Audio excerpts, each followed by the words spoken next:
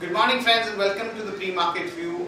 US markets were up about 0.3 to 0.4% as the job report was much below market expectations. In fact, in the month of August, job addition was merely about 1,42,000 versus the expectations of about 2,12,000, and that is implied as a signal that now the Fed will not hike the rates till there is some kind of a stability on the job data front.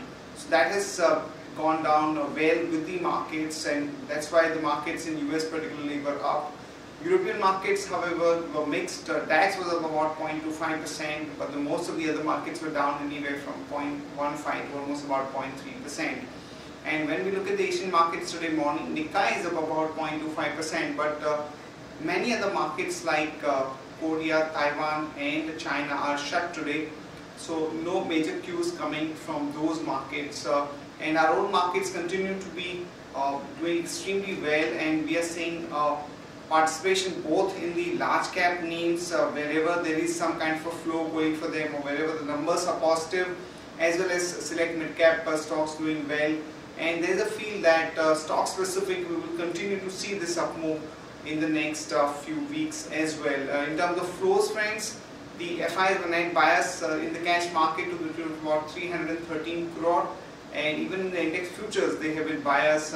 In fact, for the last about 7 to 8 trading sessions, barring the expiry day, they have been buyers in the market, which is definitely positive. On that note, let me invite Sadhana to take us through important F&O cues and ideas that we can have from the F&O desk. Good morning friends, let's have a view on derivatives.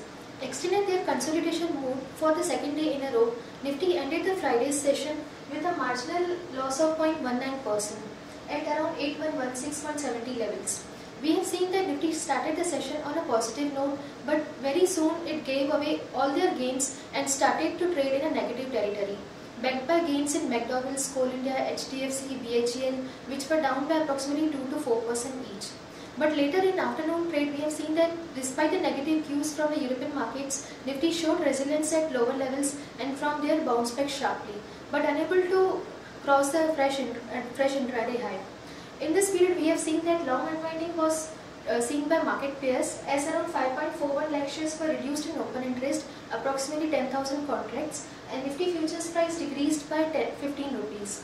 On the other hand, cost of carry also decreased by 14% from 7.83 to 6.74%, along with Nifty futures premium decreased from 36 points to 30 odd levels.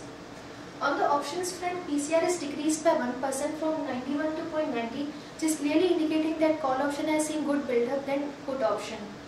India VIX was down by 1% from 13.08 to 12.94%. In the options activity, we are seeing that still 8,200 call option stands with highest number of shares in open interest and followed by 8,100.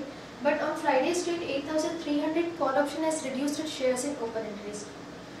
And in put option, we have seen that 8,000 put option still stands with highest number of shares in open interest, followed by 8,100 put option.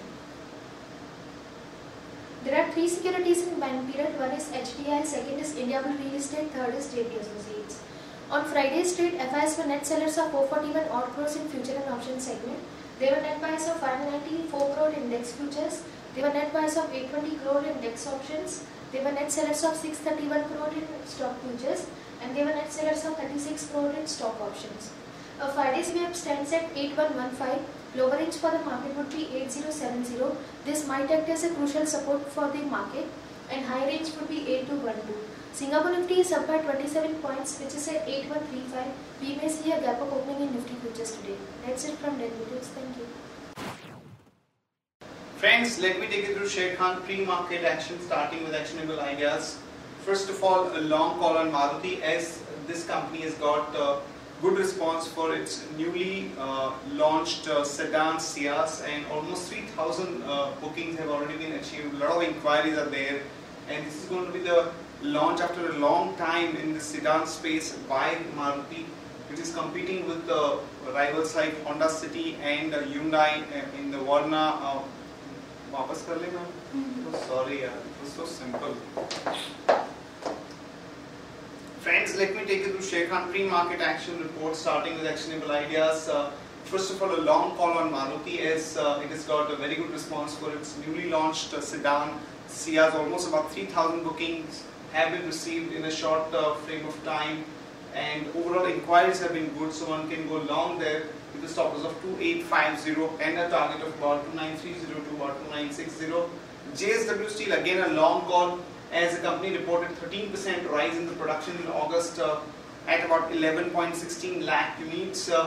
And since the production of the flat products, which is basically used in the automotive and the consumer durable industries, has also grown by about 7%. So one can go long there with a stop loss of 1285 and a target of about 1335 to about 1360. Coal India, some negative news as the company will have to cut its overall volume in the e-auction space where the realizations have been better. So one can short Coal India with a stop loss of 377 and a target of about 363 to about 358. Here is a list of stocks where one can go long or short for day trading perspective. So the stocks with positive bias are DLF, UBL, SBI and Voltas, and the stocks with negative bias are Tata Motors, M&M and Havells.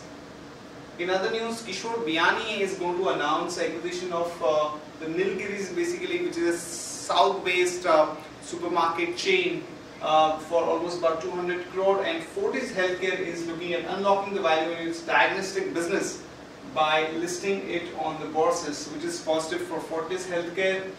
And drug maker Natco Pharma has said that its marketing partner in the US, BPI, has filed an ANDA for everolimus tablets, which is a positive for Natco Pharma. And Deepak Fertilizers is going to have some kind of a tie-up or a joint venture with Australia's Platinum Blasting Services for mining services in Brisbane in Australia. And the merger of telecom PSUs BSNL and MBNL is likely to take place by July next year. And Apollo Healthcare is looking at investing almost about 2,000 crore in the form of 12 new hospitals in various parts of the country. And Bharti Airtel is expected to launch an agreement for the selling of its telecom tower in Nigeria for more than $1 billion, which is positive for Bharti. And Tree House has approved the MOU to monetize the school land in Vadodara. That's it from all of us, friends. Have a great trading session and see you tomorrow at the same time.